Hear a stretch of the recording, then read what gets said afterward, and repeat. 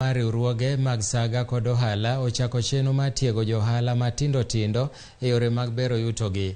Okang' ma kama bende geto bugo dero ma chiemo mipidho e pacho ka. Jojaoko nigi ler mathoth.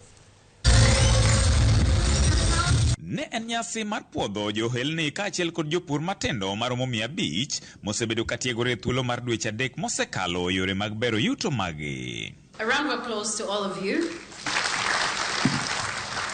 E nyasi no mane obagi Mombasa, jatend Migao mar riwruoge mag Saga kod ohala Simon Chelogui koni jopur mathoth osebedo ka jwang'o tij pur kaluwore gi yuto mani piny, gino mikoni duoko piny kiwango mar chiemo e pacho ka. On maize, which is our main staple food, we produce our demand is approximately 52 million bags. Our farmers are only able to produce 40 million bags, meaning year in, year out, we have a deficit of 12 million bags.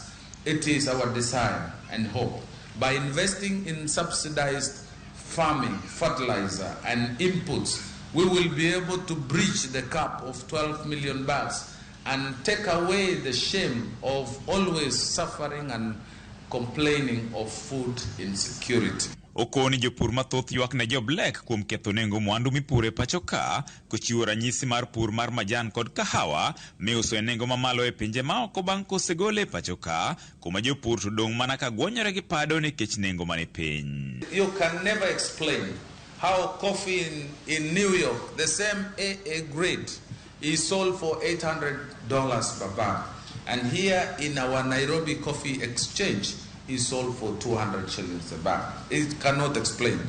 The entire 600 is borne by brokers, dealers, and logisticians. The farmer is the most affected in this of pricing. Tiyo kanyakla gi riwruoge mok mag piny owacho e tiego jopur kaachiel kod johala matindo gikoni geto miyo gi lony makare mar bero kiwango mar chiemo kod yuto e ohelni magitimo. Our challenge has been training and lending to people who may not have knowledge on running their businesses. And some of the initiatives that have come, and the reason why I'm truly here, is to partner with private sector. We believe in a world without hunger and a planet respected. And we cannot do that if we don't partner with the governments, we don't partner with our customers, which is the SMEs, and with our farmers at the end of the day.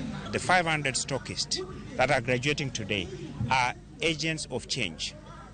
What they have learned, they will put in practice to be able to touch millions of farmers, not only to improve their productivity, which, as we have all heard, we need to get food secure. George Aoko, Ramogi TV, Mombasa. Jotelo mopogore